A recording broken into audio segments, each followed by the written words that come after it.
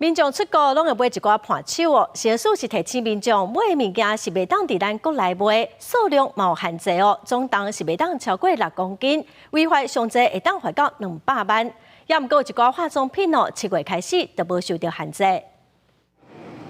许多暑假是出国旅游的旺季，真侪民众会伫咧国外买当地伴手倒来。也毋过食药署提醒讲，伫国外买的食品只个人个人食，袂用伫咧国内买，也袂当有肉制品。而且规粒的或者是规蒙讲的食品，每一种上最是12罐，讲起来袂当超过36罐，总重量爱6公斤以内，价值就要伫咧$1000以下，那么上当会当罚300万。那你在网络上买的东西买了很多，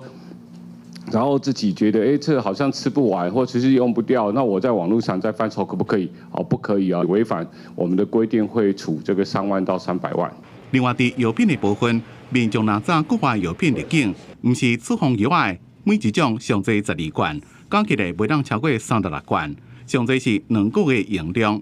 若是处方药有证明物件，就是半年的用量为限，违反规定的，上当会当罚200万，而且也可能有刑责。依照药事法第92条的规定的话，会处新台币3到200万元的一个罚款哈。那如果情节严重的话，我们还会有刑责哈，